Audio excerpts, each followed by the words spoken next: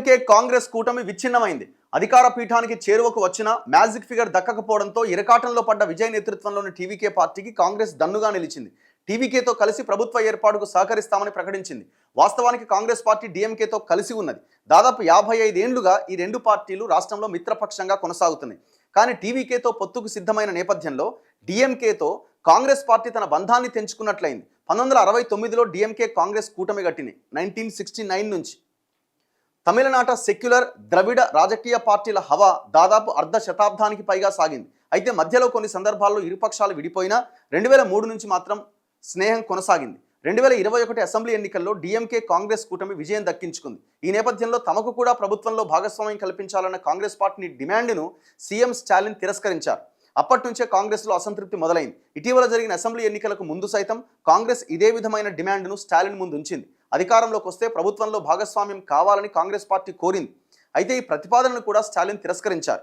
ఈ క్రమంలో విజయ్ నేతృత్వంలో టీవీకేతో చేతులు కలిపేందుకు కాంగ్రెస్ సిద్ధమైంది. 50 స్థానాలతో పాటు ప్రభుత్వంలో భాగస్వామ్యం కల్పిస్తామంటూ టీవీకే అధినేత విజయ్ చేసిన ప్రతిపాదనకు రాష్ట్ర కాంగ్రెస్ నేతలు ఆకర్షితులయ్యారు. అయితే జాతీయ స్థాయిలో ఇండియా కూటమిని దృష్టిలో ఉంచుకొని రాహుల్ గాంధీ రాష్ట్ర కాంగ్రెస్ నేతల సూచనను తిరస్కరించారు. విజయ్ కాంగ్రెస్తో అలయన్స్కి బిఫోర్ ఎలక్షనే ఆయన ముందుకు వచ్చారు. కానీ కాంగ్రెస్ రాహుల్ గాంధీ వద్దనుకున్నారు అప్పుడు, ఎందుకంటే ఆల్రెడీ డిఎంకేతో ఉన్నారు కదా. అయితే ఇప్పుడు విజయ్కి ప్రభుత్వ ఏర్పాటుకు కావాల్సిన మెజారిటీ లేకపోవడంతో ఆ అవకాశాన్ని అందిపుచ్చుకోవాలని కాంగ్రెస్ భావించింది. దీనికి తోడు విజయ్ రాహుల్ గాంధీ మధ్య ఉన్న స్నేహంతో ఎన్నికల ఫలితం అనంతరం విజయ్ తనకు మద్దతు కోసం ఆ పార్టీని సంప్రదించారు. అధిష్టానం నుంచి వచ్చిన ఆదేశాల మేరకు రాష్ట్ర నేతలు ఎమ్మెల్యేలు విజయ్కు మద్దతు ఇవ్వాలని బుధవారం తీర్మానించారు. ఈ పొత్తు కేవలం ప్రభుత్వ ఏర్పాటుకే పరిమితం కాదని, కాబోయే స్థానిక సంస్థలు, లోక్సభ, రాజ్యసభ ఎన్నికల్లోనూ కొనసాగుతుందని ఏఐసిసి ఇన్ఛార్జ్ గిరీష్ చోడంకర్ తెలిపారు. ఇదిలా ఉంటే సిపిఎం కార్యదర్శి షణ్ముగం తన పార్టీకి చెందిన 2 ఎమ్మెల్యేలతో బుధవారం ఉదయం డిఎంకే అధ్యక్షుడు స్టాలిన్తో భేటీ అయ్యారు. ఇప్పటి వరకు తాము డిఎంకే కూటమిలోనే ఉన్నాం, తమను ఎవ్వరూ మద్దతు అడగలే అని షణ్ముగం వ్యాఖ్యానించారు. సిపిఐ సీనియర్ నేత డి రాజా కూడా తమను ఎవరూ మద్దతు కోరలేదు. మరోవైపు డిఎంకే మిత్రపక్షం వీసీకే ఆలోచనలో పడింది. టీవీకేకు మద్దతు ఇచ్చే విషయంపై గురువారం చర్చించి నిర్ణయం తీసుకుంటామని తెలిపింది. కాంగ్రెస్ది వెన్నుపోటని డిఎంకే అంటుంది. టీవీకేకు కాంగ్రెస్ మద్దతు ఇవ్వడం పట్ల డిఎంకే తీవ్ర స్థాయిలో స్పందించింది. ఇది తమకు వెన్నుపోటు లాంటిదే అని ఆ పార్టీ వ్యాఖ్యానించింది. డిఎంకే అధికార ప్రతినిధులు టీకేఎస్ శరవణన్ అన్నాదురై బుధవారం మీడియాతో మాట్లాడుతూ కాంగ్రెస్ తీసుకున్న నిర్ణయం దూరదృష్టి లేనిదని, ఇలాంటి నిర్ణయం తీసుకున్నందుకు ఆ పార్టీ నేతలంతా భవిష్యత్తులో పశ్చాత్తాపడడం తథ్యమని వ్యాఖ్యానించారు. సరే, ఇప్పుడు ఒకవేళ డిఎంకేకి కాంగ్రెస్ సపోర్ట్ చేసింది అనుకుందాం, వాళ్ళ అధికారాన్ని చేజిక్కించుకోవడానికి అవకాశం ఉందా? ఒకవేళ డిఎంకే ఏఐడిఎంకేతో కూటమికి కాంగ్రెస్ మద్దతు ఇస్తే అసలు ఏమైనా సెట్ అవుతుందా? ఎందుకంటే ఏఐడిఎంకే బీజేపీతో కలిసి పోటీ చేసింది. బీజేపీ కాంగ్రెస్ కలిసినట్టు అవుతుంది. ఆడ వాళ్ళు ఆ లైన్ ఎట్లా తీసుకుంటారు? ఏ పార్టీ తీసుకోలేదు, బీజేపీ కూడా తీసుకోలేదు ఆ లైన్ని. అవసరమైతే బీజేపీ ఇది కరెక్ట్ కాదని చెప్తుంది. ఇప్పుడు ఈ ఆంధ్రజ్యోతి మరి ఎట్లా రాసిందేమో తెలియదు కానీ 120 స్థానాలు మొత్తం మిగతా పక్షాలన్నీ అన్ని కలిపితే DMK, AIADMK, VCK, PMK, IUML ఇవన్నీ పార్టీలు కలిపితే 120, సిపిఐ, సిపిఎం 120 స్థానాలు కాబట్టి గవర్నర్ దగ్గరికి వెళ్తారు. వీళ్ళు అధికారాన్ని పంచుకుంటారు. 2.5 ఏళ్ళు. అసలు ఎట్లా సాధ్యమవుతుంది? వీసీకే అనే పార్టీ బద్ధ శత్రువు బీజేపీకి, IUML Muslim League party, CPI, CPM BJP బద్ధ శత్రువులైన పార్టీలు. బీజేపీ ఏఐడిఎంకే 2 కలిసి ఉన్నాయి. ఏఐడిఎంకే డిఎంకేతో జట్టు కడితే వీళ్ళందరూ సపోర్ట్ చేస్తారా? హౌ? ఏ 2 పార్టీలు ఏ ఒక్క పార్టీ దూరం జరిగినా మ్యాజిక్ ఫిగర్కి వాళ్ళు కూడా చేరుకోలేరు కదా. సో హంగ కొనసాగుతుంది, ఆ అనిశ్చిత వాతావరణం కొనసాగుతుంది తప్ప ఎవరు ప్రభుత్వాన్ని ఏర్పాటు చేయలేరు. ఇప్పుడు నిర్ణయం మొత్తం గవర్నర్ మీద డిపెండ్ అయ్యింది. గవర్నర్ ఏ నిర్ణయం తీసుకుంటారు, ఎవరిని ఆహ్వానిస్తారన్నది చూడాలి. ఒకవేళ కూటమిలో మేమందరం భాగస్వాములుగా ఉన్నామని వీళ్ళందరూ వెళ్ళి మద్దతు అడిగినా రేపొద్దున అసెంబ్లీలో వీళ్ళు సపోర్ట్ చేయాలి అందరూ కలిసి. అది ఒకవేళ కూటమికి గవర్నర్ ఆహ్వానం తెలిపినా ఆడ బల నిరూపణ జరగాలి. మరి వీసీకేలు, ఐయుఎంఎల్, ముస్లిం లీగ్ పార్టీలు వీళ్ళందరూ ఈ ఏఐడిఎంకే, బీజేపీ ఉన్న కూటమికి మద్దతు ఇస్తారా? ఎట్లిస్తారు? ఎట్లా పాసిబుల్ అవుతుంది? డిఎంకే అధ్యక్షుడు ఎంకే స్టాలిన్ను తమిళ సూపర్ స్టార్ రజనీకాంత్ పరామర్శించారు. బుధవారం ఉదయం నేరుగా స్థానిక అల్వారుపేటలోని స్టాలిన్ నివాసానికి వెళ్లిన రజనీ స్టాలిన్ను ఓదార్చారు. విజయాలు సాధించిన సమయంలోనే కాకుండా కష్టకాలంలోనూ మీ వెంటే ఉంటాని సందర్భంగా రజనీ చెప్పారు. కొంచెమైనా కామన్ సెన్స్ ఉండాలి. ఇప్పుడు నేనేమంటున్నానంటే, ఎందుకు మనం విజయ్కి సపోర్ట్గా నిలబడాల్సిన అవసరం ఉంది? ప్రజలు, అక్కడ ఉన్న ప్రజలు ఆయనకి మద్దతుగా నిలబడ్డారు కాబట్టి. ఆ రాష్ట్రంలో ఉన్న ప్రజలు ఈ రెండు పార్టీలను వీడిపోతే వాడు, వాడిపోతే వీడు అని అవినీతికి పాల్పడి రాష్ట్రాన్ని ఆగం చేసినటువంటి ఈ పార్టీలు ద్రవిడ మూమెంట్ పేరుతో, ద్రవిడ ఉద్యమం పేరుతో ఒక ఆల్టర్నేటివ్కి వాళ్ళు ప్రయత్నం చేశారు. అక్కడ ఉన్న ప్రజలు డబ్బుల ప్రవాహం లేకుండా నిజాయితీగా ప్రజలు ఓట్లేసినారు. ఆ తీర్పుని మనం అంతా గౌరవించాలి కదా. ప్రజలు ఇచ్చిన మ్యాండేట్ని మనం గౌరవిస్తున్నాం. వై విజయ్, ఎందుకు విజయ్ ముఖ్యమంత్రి కావద్దు ఎపిసోడ్లో? ఆయనకే అవకాశం ఉంది, ఆయనే కావాలి. వీళ్ళందరూ ఓడిపోయిన పార్టీల చుట్టూ తిరుగుతున్నారు. ఓడిపోయిన పార్టీలు, అసలు బలం లేని పార్టీల చుట్టూ తిరిగి మెజారిటీ సింగిల్ లార్జెస్ట్ పార్టీగా ఉన్న పార్టీని పక్కన పెడుతున్నారు.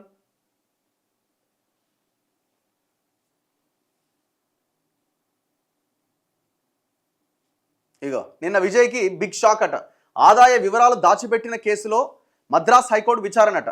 ఆదాయాన్ని దాచిపెట్టడం, లెక్కల్లో చూపని నగదు స్వీకరించడం వంటి ఆరోపణలతో విజయ్ పైన క్రిమినల్ కేసు నమోదు చేయాలని కోరుతూ దాఖలైన పిటిషన్ను రోస్టర్ బెంచ్ ముందు విచారణ కేసుల జాబితాలో చేర్చాలని రిజిస్ట్రీని మద్రాస్ హైకోర్టు ఆదేశించిందట. ఈ పిటిషన్ విచారణకు యోగ్యమైందా కాదా అనే ప్రశ్న తలెత్తడంతో రిజిస్ట్రీ గతంలో దీన్ని పక్కన పెట్టింది. గత నెలలో రాజ్ కుమార్ అనే వ్యక్తి దాఖలు చేసిన పిటిషన్లో కొన్ని సోదాల విచారణకు సంబంధించిన సామాగ్రి, విజయ్ ప్రమాణ స్వీకార వాంగ్మూలం, ఆస్తుల విచారణ తదితరాలను పరిశీలించి ఐటీ చట్టంలోని సెక్షన్ 276(c)తో సహా ఇతర విభాగాల కింద విచారణ ప్రారంభించేలా ఐటీ శాఖను ఆదేశించాలి అని అభ్యర్థించారు. మోసం, నేరపూరిత కుట్రతో సహా పలు సెక్షన్ల కింద కేసు నమోదు చేయాలని కూడా కోరారు. దీనిపైన గత నెల 8వ తేదీన ప్రధాన న్యాయమూర్తి justice Aravind Dharmadhikari, justice G Arul మురుగన్లతో కూడిన ధర్మాసనం పిటిషన్కు నెంబర్ వేసి రోస్టర్ బెంచ్ ముందు జాబితా చేయాలని రిజిస్ట్రీని ఆదేశించింది. కానీ రిజిస్ట్రీ నెంబర్ ఇవ్వలే. బుధవారం ఈ వ్యవహారం ధర్మాసనం ముందుకు వచ్చింది. ఒక కేసు చట్టరీత్యా విచారణకు యోగ్యం కాకపోవచ్చనే కారణంతో రిజిస్ట్రీ దానికి నెంబర్ కేటాయించడానికి నిరాకరించకూడదని స్పష్టం చేసింది కోర్టు. విచారణ అర్హతను నిర్ణయించే అధికారం దానికి లేదు. అది కోర్టు విధిగా పేర్కొన్నది. కేసు పత్రాలు ఇతరత్ర సక్రమంగా ఉంటే తప్పనిసరిగా కేసుకు నెంబర్ వేయాలి. ఒకవేళ దానికి విచారణ అర్హత లేదు అని రిజిస్ట్రీ కనుక భావిస్తే విచారణ యోగ్యతకు లోబడి అని పేర్కొంటూ పిటిషన్ను రోస్టర్ న్యాయమూర్తి ముందుంచాలని ఆదేశించిందట. విచారణ యోగ్యత పైన కోర్టు నిర్ణయం తీసుకుంటుందని ధర్మాసనం తేల్చి చెప్పింది. సడన్గా ఇప్పుడు ఆ వ్యవహారం ముందుకొచ్చింది. ఇగో ఇది సరిపోదు, గట్టిగా ఊదండి. గవర్నర్ ఈయన విజయ్, విజిల్ కదా ఆయన సింబలు. 108 వచ్చినాయి. ఈ 108 వచ్చింది, ఇంకా అది సౌండ్ సరిపోతలేదు, ఇంకా ఊదు అని చెప్తున్నాడు. కార్టూన్. విజయ్ సంపూర్ణ బలంపై గవర్నర్ సందేహం వ్యక్తం చేస్తున్నట్టుగా వచ్చిన సెటైరికల్ కార్టూన్ అది.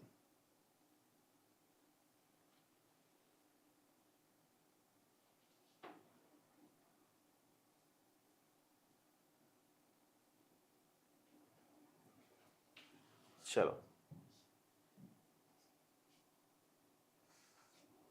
కన్వర్టెడ్ క్రిస్టియన్స్ను రెచ్చగొడుతున్నావు అనిపిస్తుంది రఘు బ్రో. ఏం కథ, ఎక్కడ కన్వర్టెడ్ క్రిస్టియన్స్? ఎవరిని రెచ్చగొట్టి, ఎవరు రెచ్చగొట్టినారు? జోకు కాంగ్రెస్ని జోకు అట. మహారాష్ట్రలో కాంగ్రెస్ ఉద్ధవ్ సేన ఇలా గవర్నమెంట్ ఫామ్ చేశారు. వాస్తవం ఇది కూడా. మహారాష్ట్రలో కూడా ఇప్పుడు సెక్యులర్ పార్టీలని కాంగ్రెస్ అంటది. ఇప్పుడు శివసేన ఐడియాలజీ, వాళ్ళ ఐడియాలజీ సేమ్ బీజేపీ ఐడియాలజీని, బీజేపీని మతతత్వ పార్టీ అని కాంగ్రెస్ అంటది. మళ్ళీ ఆడ శివసేనతో జతగట్టింది. ఎంఐఎం సేమ్, అది కూడా మతతత్వ పార్టీని ఎంఐఎంతో జతగట్టడానికి ఇక్కడ రెడీ అవుతారు. నేను ముందు నుంచి చెప్తున్నది, నేనేం కాంగ్రెస్ నేను కేసుకొస్తలేను, కాంగ్రెస్ ఏం గొప్ప పార్టీ అంటలేను, కాంగ్రెస్ వల్ల దేశం బాగుపడదని నేను చెప్తలేను. ఏ పార్టీకి ఐడియాలజీ లేదు, ఏ పార్టీకి అధికారమే పరమావధిగా వాళ్ళు ముందుకెళ్తున్నారని చెప్తున్నా. ఇది ఇప్పుడు కాదు, ముందు నుంచి ఇదే లైన్ తీసుకున్నా నేను. ఐడియాలజీ అనేది ఏ పార్టీకి లేదు. ఇప్పుడు తెలంగాణ విషయానికి వద్దాం, అన్ని పార్టీలు కలిసే ఉన్నాయి కదా. బీఆర్ఎస్, బీజేపీ, కాంగ్రెస్ ముగ్గురు వాళ్ళ అధికారం కోసం, భూముల కోసం, డబ్బుల కోసం, దోపిడీ కోసం కలిసి పనిచేస్తున్నారు.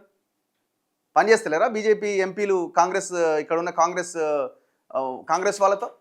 గతంలో బీఆర్ఎస్తో కలిసి పనిచేయలేదా? రేవంత్ రెడ్డి బీఆర్ఎస్ నాయకుల మీద యాక్షన్ ఏమైనా తీసుకుంటున్నాడా?